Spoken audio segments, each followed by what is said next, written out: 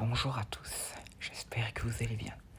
Aujourd'hui, je vais vous parler de mon avis sur les 2 premiers épisodes de la série Star Wars Ahsoka qui vient tout juste de sortir.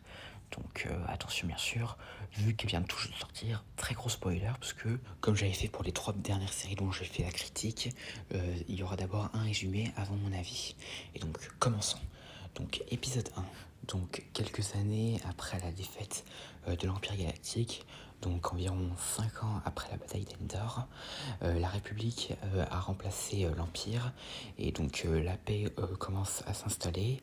Mais cependant, il commence à y avoir des rumeurs concernant le retour du grand amiral Thrawn qui a disparu après la bataille de Lothal, comme on a pu voir dans Star Wars Rebels.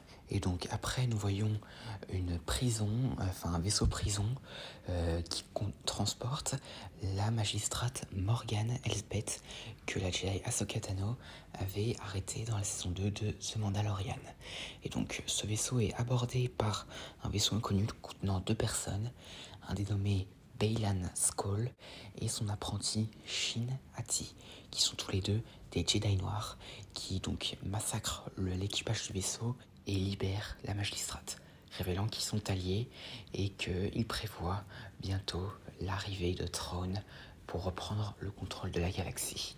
Et donc ensuite nous passons sur une autre planète où se trouve Ahsoka Tano qui recherche une ancienne relique dans un ancien sanctuaire des Sœurs de la Nuit. Et donc une fois là-dedans, elle récupère une sorte de carte, mais cependant elle se fait attaquer par des droïdes assassins HK au service de Morgan Elsbeth. Et donc elle réussit à les tuer, mais cependant ils s'autodétruisent et détruisent par la même occasion le lieu, mais Ahsoka réussit à s'enfuir. Et donc après, elle est contactée par le vaisseau rebelle Home-One qui lui parle de l'incident causé par Baylan et Shin. Et donc Ahsoka se rend sur le vaisseau et rencontre une vieille connaissance, la générale Hera Syndulla, qu'on pouvait déjà voir dans Star Wars Rebels. Et une fois à bord, elle parle à Hera des rumeurs concernant un possible retour du grand amiral Thrawn et aussi la possibilité que Ezra Bridger, donc le protagoniste principal de Star Wars Rebels, qui a disparu avec lui, soit également vivant. Et entre-temps, Hera lui montre des images de Baylan et de Shin.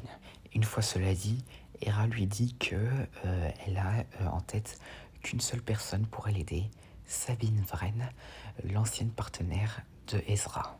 Pendant ce temps, Morgan, Baylan et Shin et un mystérieux personnage connu sous le nom de Marok enquêtent dans les ruines qu'Ahsoka avait explorées. Et donc ensuite, Ahsoka se rend sur Lothal, donc là où vit Sabine, et qui entre-temps manque une célébration de la défaite de l'Empire, et va plutôt à l'ancienne tour d'Ezra où elle vit désormais, et écoute un vieil enregistrement de ce dernier. Et peu de temps après, elle revoit Ahsoka, et on découvre que Ahsoka l'avait formée à devenir une Jedi, mais elle a fini par interrompre son entraînement.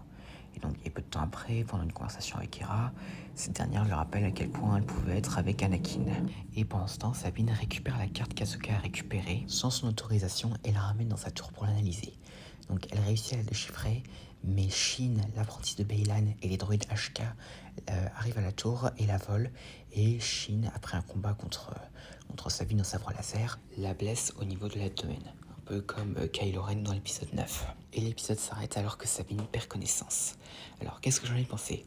Alors très clairement, il était très bien.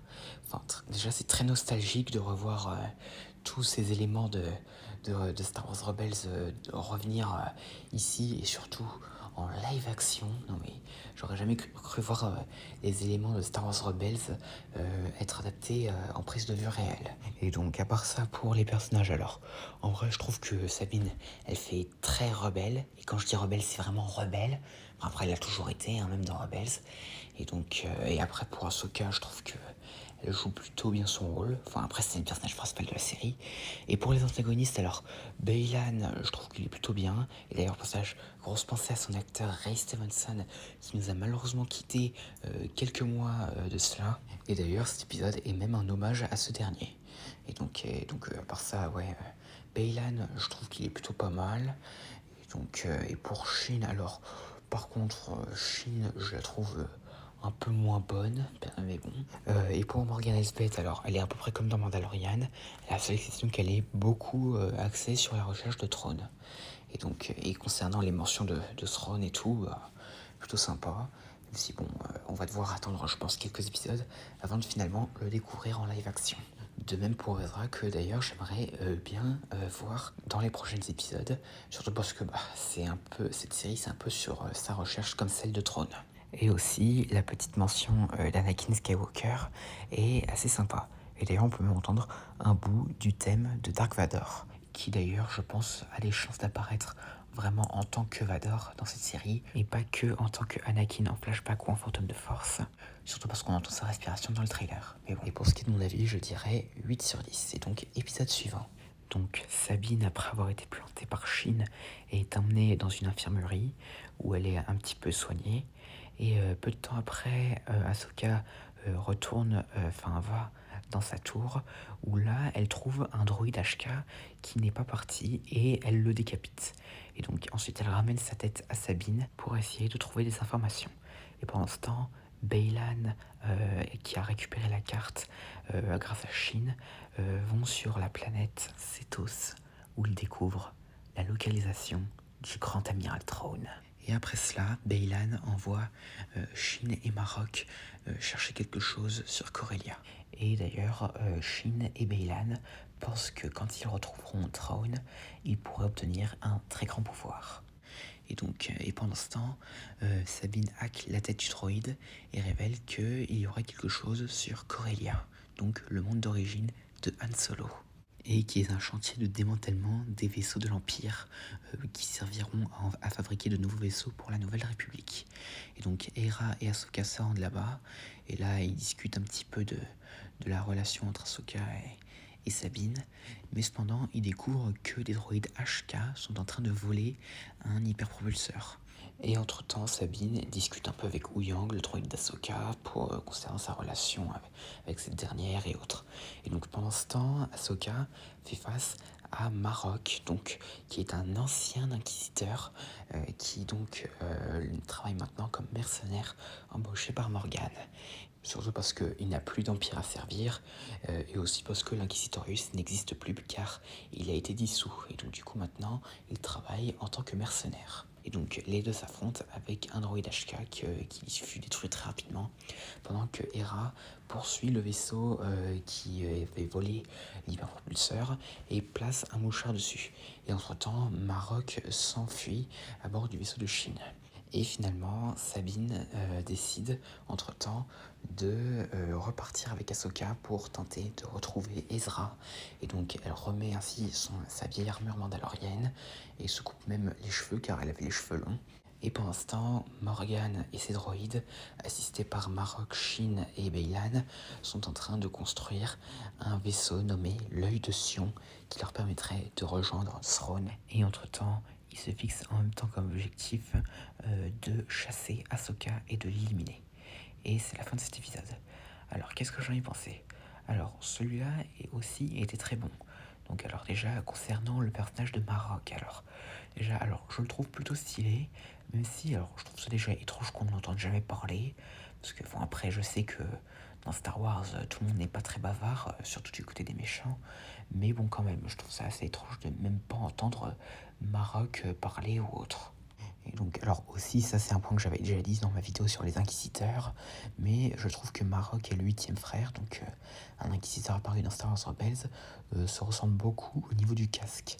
Et donc, mais bon, après bien évidemment, Marok n'est bien sûr sans doute pas le 8e frère, parce que le 8e frère est considéré comme mort. Et aussi, un autre truc qui me dérange un peu, c'est que Ahsoka ne semble même pas réagir quand elle se retrouve face à Marok. Genre, ça la choque même pas, genre qu'il y ait genre un inquisiteur juste devant elle, alors que normalement les inquisiteurs sont censés avoir disparu. Mais bon, comme je l'ai dit, Marok n'est plus vraiment un inquisiteur. Alors ensuite, pour la relation entre Ahsoka et Sabine, alors franchement, j'ai pas tellement compris pourquoi elles sont si froides l'un envers l'autre. Alors je sais que c'est en partie à cause du fait que Ahsoka a préféré mettre fin à l'entraînement de Sabine, mais bon, quand même, je vois pas l'intérêt non plus d'être aussi froid de l'une envers l'autre. Mais bon, heureusement, vers la fin de l'épisode, elles finissent par se réconcilier et autres. Enfin, et d'ailleurs, un truc que j'ai oublié de dire, mais on peut revoir la scène finale de Star Wars Rebels saison 4. Donc la dernière saison de la série animée. Et donc du coup, voilà. Et donc pour de possibles théories pour la suite. Alors apparemment, d'après les dialogues d'un personnage, Sabine et Ahsoka devraient se diriger soit sur Sithos, soit sur une autre planète nommée Denab. Et donc, et là, je pense honnêtement que cela ne va peut-être pas tarder à arriver, soit dans l'épisode prochain, enfin l'épisode qui sortira mercredi prochain, soit dans l'épisode d'après. Mais bon, ça, je pense que cet événement, on va s'en rapprocher assez rapidement. Et donc, logiquement, la confrontation entre Ahsoka et Sabine contre Baylan, Shin et Marok. Et donc, et à part ça, si je devais donner ma note sur l'épisode qu'on vient de voir, c'est à peu près la même que le précédent. Et donc voilà, j'espère que cette vidéo vous aura plu. N'hésitez pas à me dire ça dans les commentaires. Et à la prochaine.